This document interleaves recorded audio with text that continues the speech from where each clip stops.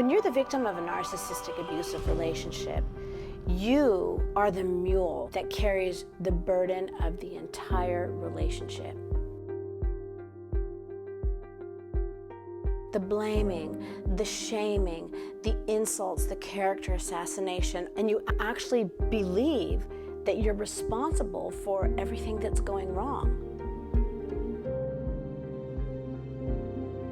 A narcissist will never be accountable for things when they go wrong. But MEMO from Self-Love Normaland, we are not responsible for another adult's reactions, emotions, or actions.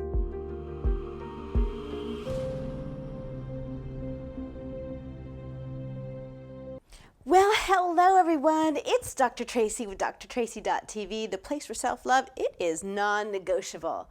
Listen, I want to welcome you to Module 2, Class 14 in the Reclaiming Me program. Our class today is called From the Blame Game to Self-Love, and we're going to be learning about this really important technique that has played a mind game on us, and it's called Narcissistic Projection. And you can't imagine what you're about to learn. And let me tell you why.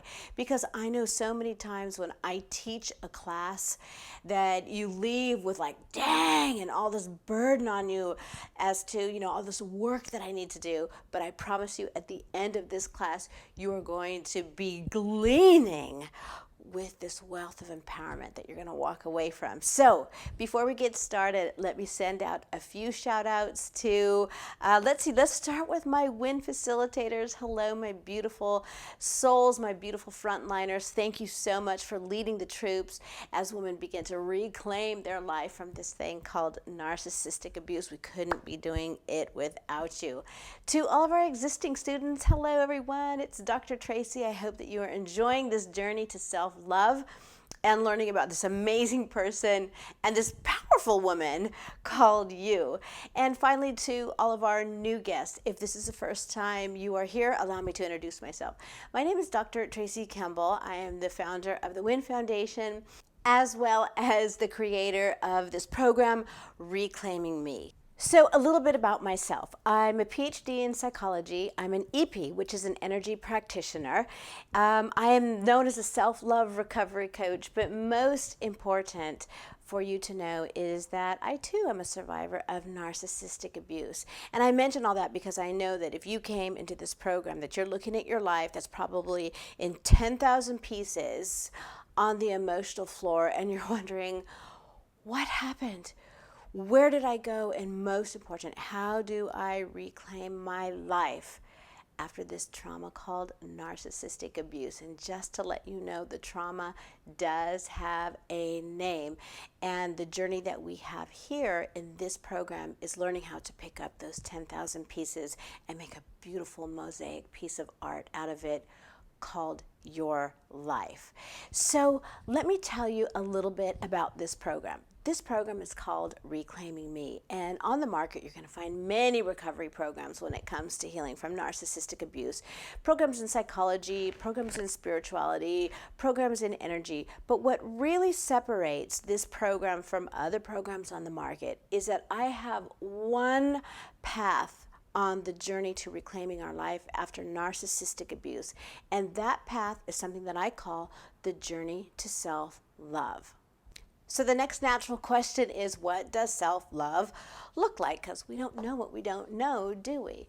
Well, self-love, the best visual that I can give you is that self-love looks like a boardwalk where it's plank by plank, with these planks collectively forming a steely foundation of self-love under our emotional feet. Well, how does that connect into narcissistic abuse recovery? Well, it connects really easy, and it's this. The reason that narcissistic abuse was able to enter your life is because you were missing a self-love plank on your foundation, and that left the door open for it to re-enter your life. And that now takes me back to the methodology of my healing, is that all we need to do every week here at the Reclaiming Me program is teach you one plank, one missing plank in your self-love foundation. And guess what's going to happen? Narcissistic abuse will never be able to enter your life again. So before I get into our class and telling you about that missing plank of self-love, I want to take a sidebar and talk to you a little bit about who this class is for.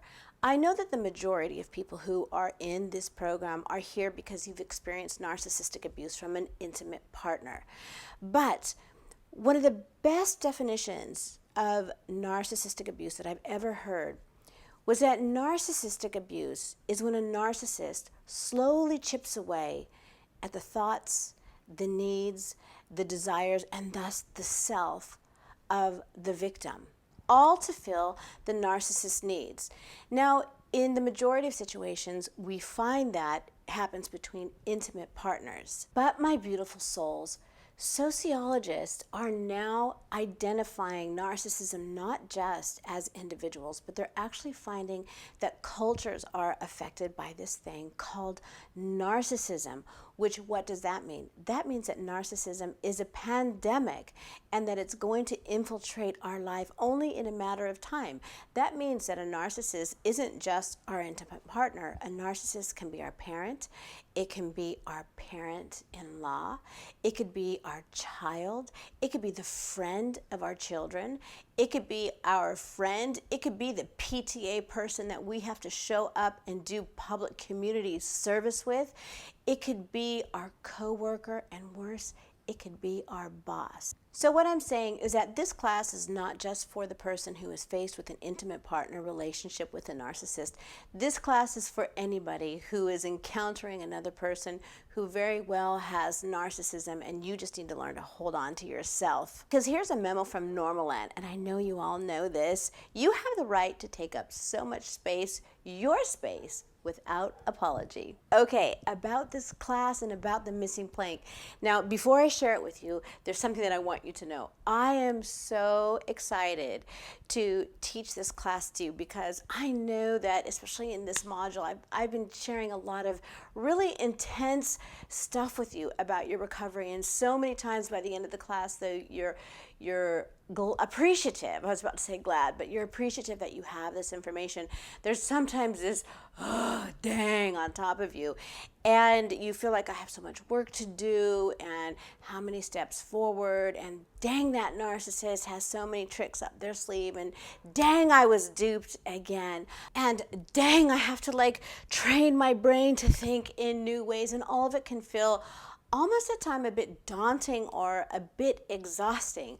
But I share all that because this class is going to be different, because by the time this class is over, I promise you, you might even be smiling and feeling a little gleeful, because you know what I'm going to give you, or you know what you're going to realize at the end of this class?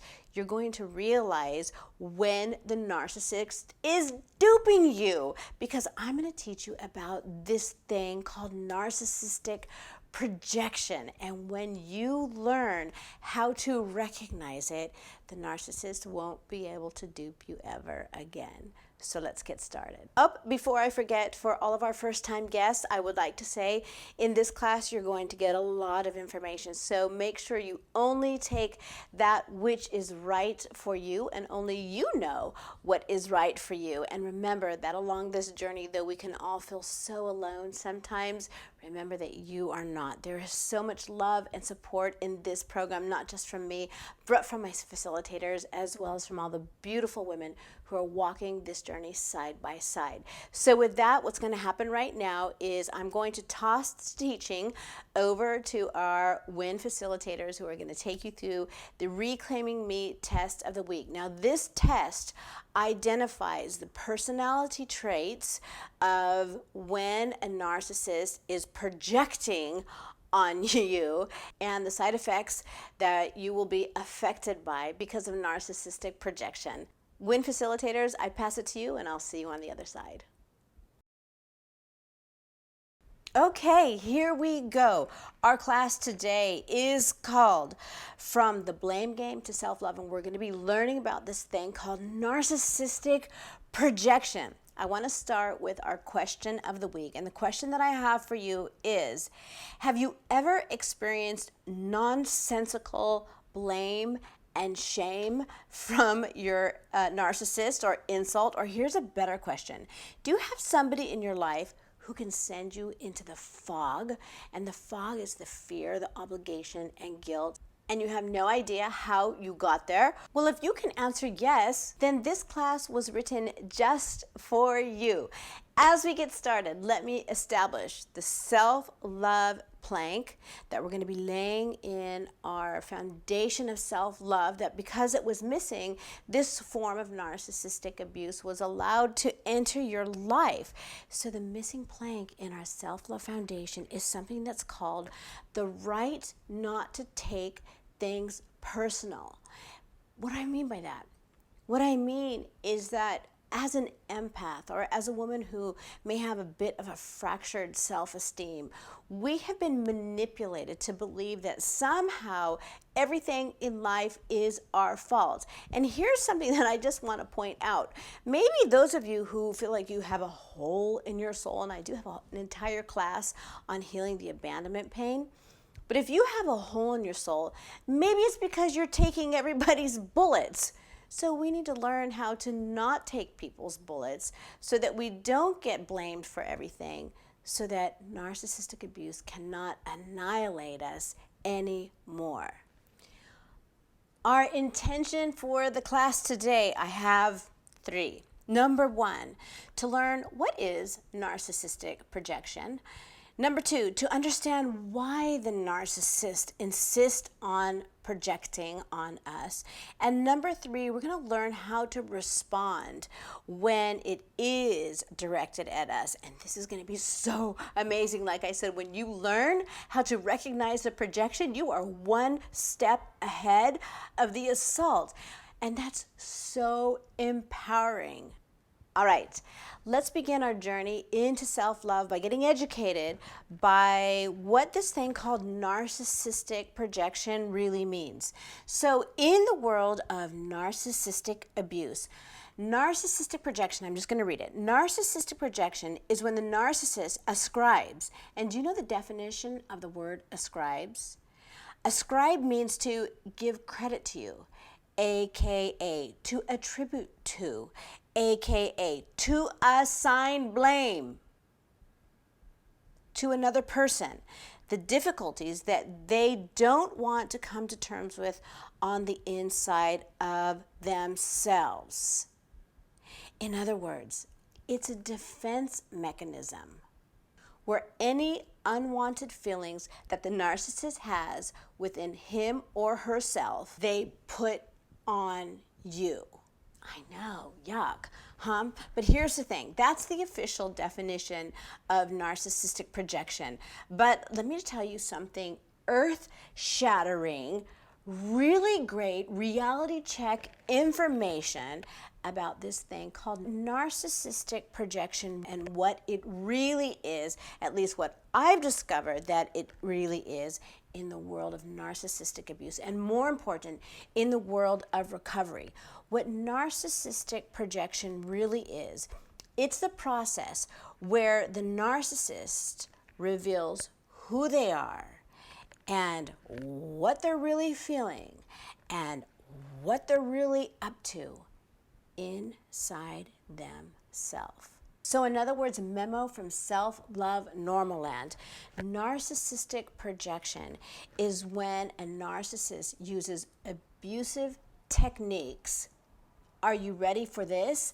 To tell on themselves. Boom. So what does narcissistic projection look like? And I want you to tell me how many of these resonate with you. Number 1, narcissistic projection looks like insults. For example, they're out of the blue insults where the narcissist will suddenly make an overt, which means an obvious insult, or a covert, which is kind of an underhanded insult. about your physical being mainly, or your intellect. For example, they'll make an insult about your weight, or they'll make an insult about your makeup, or they'll make an insult about your hair. Or what they'll do is they'll do little things like, rather than saying, oh, you're fat, because then there's evidence that they're insulting, they'll say something like, you know, I really can't stand fat women. Or covertly, they'll say, you know, I really am attracted to women with no breasts, and there you are with your big breasts. Or I really like brunettes, and there you are as a blonde.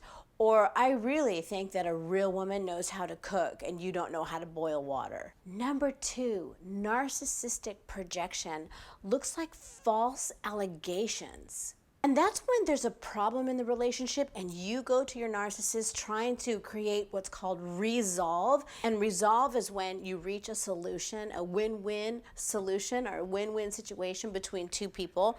But that never happens within narcissistic relationship, because what happens when we go to the narcissist and we try to create a resolve, when they've done something bad and we are trying to get back to good, and we say, hey, darling, my love, baby, which I can't stand that word, but baby, this and this and this happened and this is how I'm feeling. And the next thing you know, they flip it on you. The next thing you know, the focus of this negative conversation has something to do with what you did wrong. And that before you know it, you're taking the blame for something that you didn't do. Number 3, narcissistic projectionism looks like character assassination. Oh, and character assassination is so cruel, because dang it, if you love somebody, why do you want to insult a person's character? But that's exactly what character assassination is. It's when the narcissist will assassinate, will try to kill off your positive character. So how do they do that? What they'll do is they'll find something that you find valuable. Like if you take a lot of pleasure and pride in being a great mom, and they make these insinuations that you're not, that's called character assassination, covert character assassination. And another one is that if you pride yourself on being monogamous and you know that you're just a great committed partner in the relationship, and all of a sudden out of the blue they start blaming you or insinuating that you're cheating, that is covert character assassination. And number 4, another sign of narcissistic projection is what is called, you know this one, blame shifting. Well, memo from Self-Love Normaland, in case you haven't realized, narcissists will not take responsibility for anything. So one of their techniques to get out of ownership of something that went wrong or that they did wrong is this thing called blame shifting.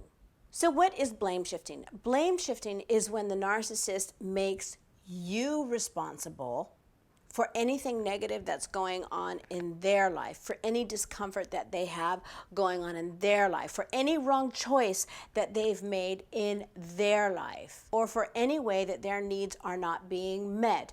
They will somehow blame you for any personal discomfort that they have. And again, I go back to saying, maybe if you'd stop taking people's bullets, you wouldn't have a hole in your soul. So question, why do narcissists project? The answer is that narcissists project, meaning they intentionally harm, insult, confuse, shame, hurt, scorn, cause desertion, humiliate, especially in public, when they have, number 1, experienced a narcissistic injury, or number 2, when they're looking for fuel, we know that one, or number 3, in relation to this class, when they're being held accountable for something wrong. Because again, memo from Self-Love Normaland, narcissists will never be held accountable for something that they did wrong. So question, why does a narcissist behave that way? Well, the answer is kind of twofold. The further up the spectrum they are, they're doing it just for kicks and giggles. The second reason that they do it is because, as we said, narcissists never want to take blame or accountability for anything. And the reason that they don't take accountability for anything is that they have such a fractured sense of self in their emotional core that when they are held accountable to something they did wrong, they don't have the ability to absorb that. They don't have the infrastructure to handle that truth-bearing information. So rather than take it like most adults do and own it and learn how to be self-introspective and how to improve yourself and become a better adult, no, they don't do that. What they do is they try to push away the idea that something is wrong and flawed in them, and they begin, who can I blame for this? Or another one is like, what idiot caused this? Or another one is, who is making my life so miserable? Or they ask, who can I pin this on?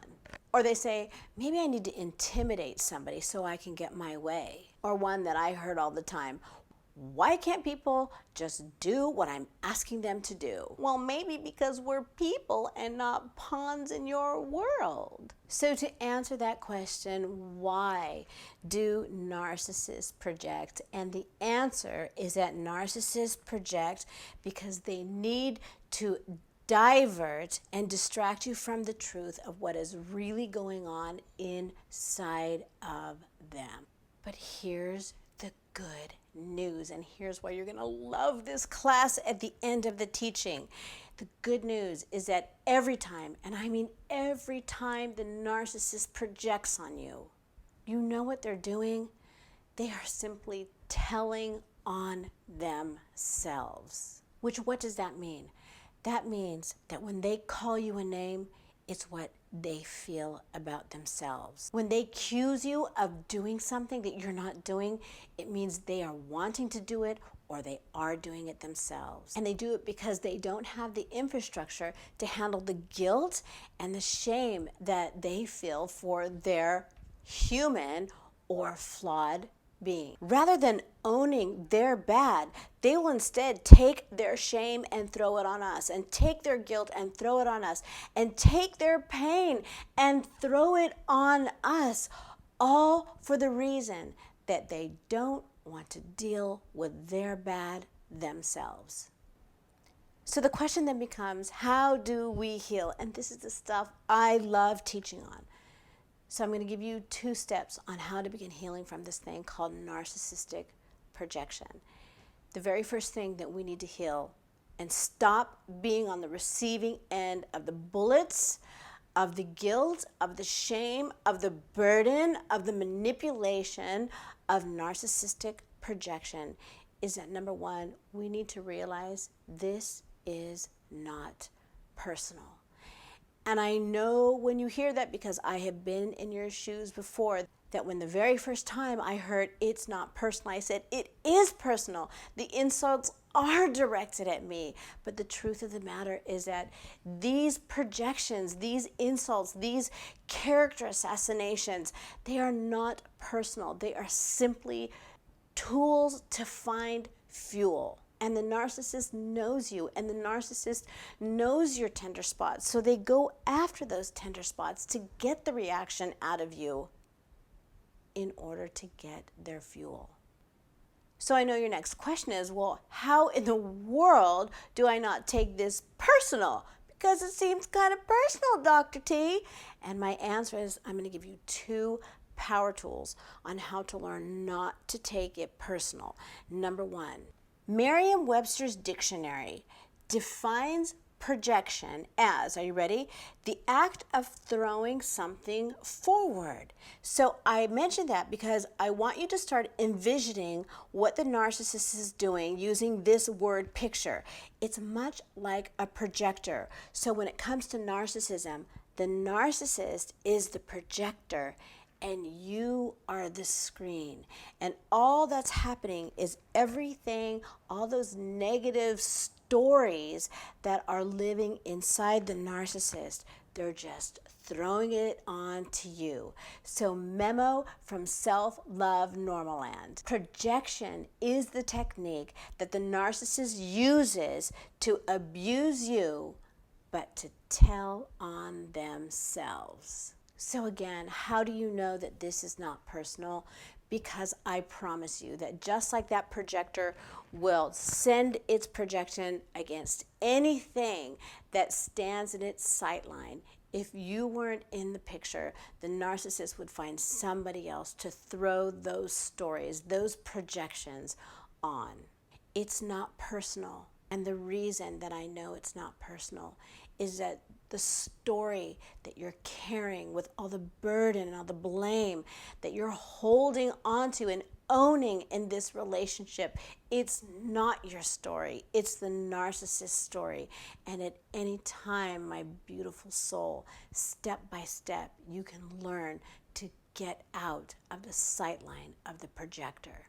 In other words, memo from self-love normal land, you do have the power to get out of the sightline of the projector. So how do you do that? Well, listen, I have a technique. I call it the API techniques. And it stands for Avoid Projection Identification, which means what?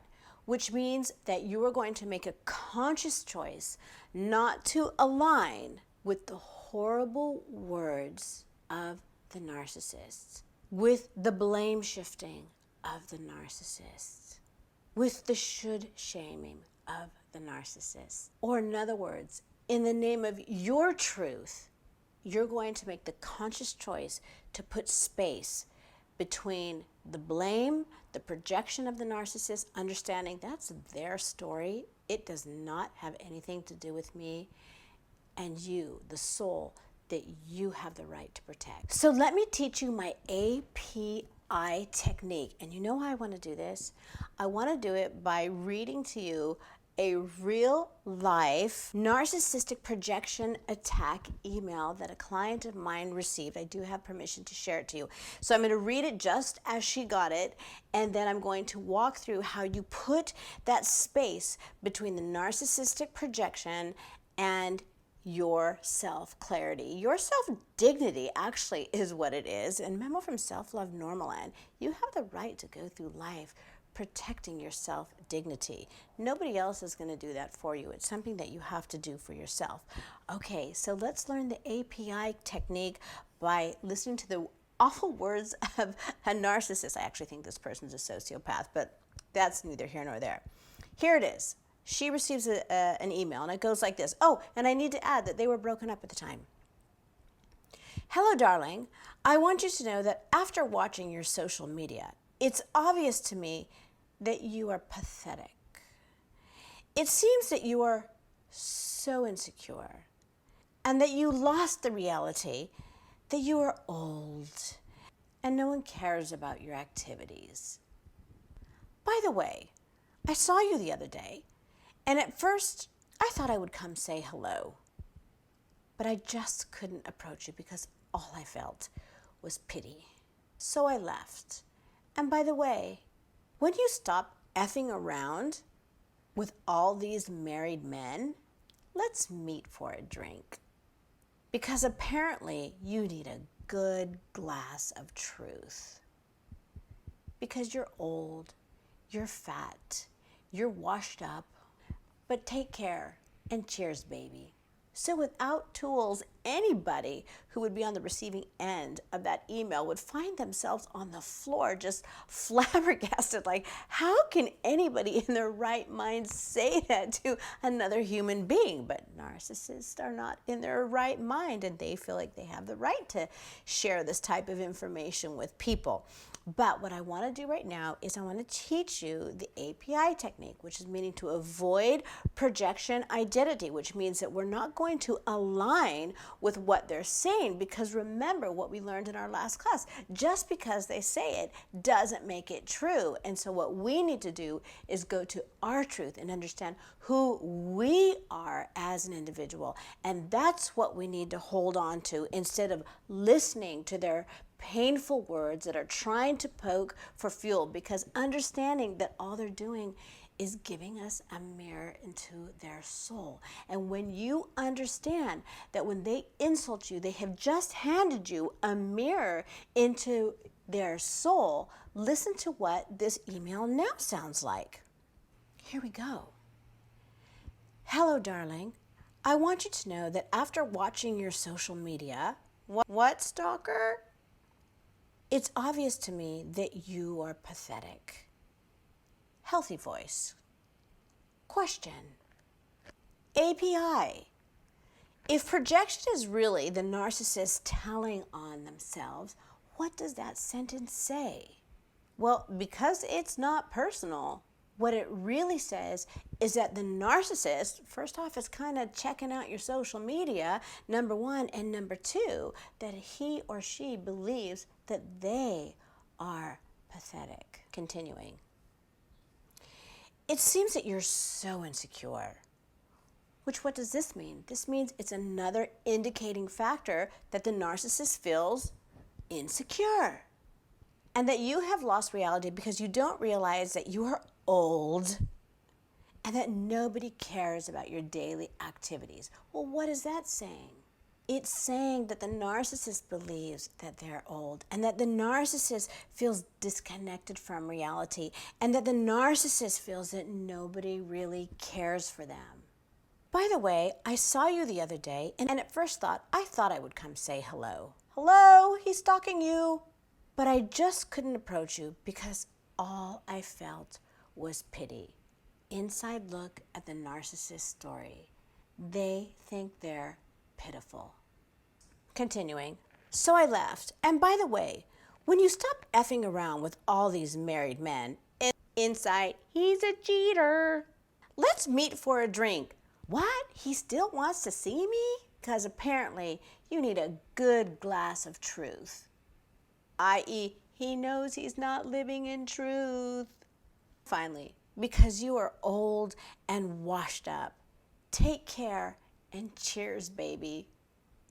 Translated to, this is my last-ditch effort to try to make myself not feel old and washed up, which is one of my greatest fears in life.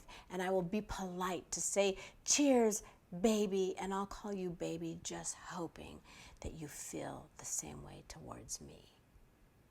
Avoiding projection identification is your way of not allowing yourself to be swallowed up in the words and the manipulation of narcissistic projection. It allows yourself not to align yourself with the pain, but instead to create that separation. Because here's a memo from Self-Love Normal Land. The only life that you have power and control over is yours. And here's something that I know. I know that when the narcissist plays that inner narrative, plays the story of his or her life against the screen of your life, that it's hard not to think that it's true. But there's a saying, an Indian saying that I want to share from you. And it says this, that if somebody is able to walk on your back, it's because you are leaned over. And so what do I mean by that? I mean that the narcissist, they can play their story, they can project their story against your screen of life only if you remain a part of the story. And at any time, my beautiful soul, you have the power to write the story for your life with a storyline that best suits you. And that concludes our teaching for this class. Let's head into our beautiful life work for home. Okay, my beautiful souls, now it's time for our life work for home. Here we go. This week, we're going to start off with spiritual healing. This week, in your prayer and meditation time, the most important thing that you need to do is ask Spirit, the divine God, universe, whoever's name is on your door, to give you eyes that can clearly learn to see and hear and recognize when the projection is being played on your screen. Ask for that supernatural insight as you begin to build that visual and audible muscle. Number 2, become aware of all the projections that you're currently carrying in your life. Make a list of those projections. And then one by one, once they're clearly identified, I want you to start giving them back to the rightful owner. Remember, it's not your story, so you don't have to live it anymore. Number 3, physical healing. This week, I want you to start learning to exercise your audible outside voice. I know that all of us have inside voices that can kind of be all brave and all that, but we need to start exercising our outside voice, not in crazy ways, but in very sane, stable, and safe ways. And so, in other words, the way that that looks like is when you hear the narcissist doing something that's either covertly or overtly trying to project their ugly storyline on yours, you have the right to suddenly say, oops, not my story. And when they say something like, oh, you're going to wear that, your response needs to be, well, of course I'm going to wear that. I can see that you don't like that, but I'm really comfortable in it. And then guess what you do? You stop talking and you move on with the story of your life. Finally, scientific healing, when it comes to this thing called projection and taking people's bullets and owning the weight of the world. What don't you want anymore? And more important, what do you want?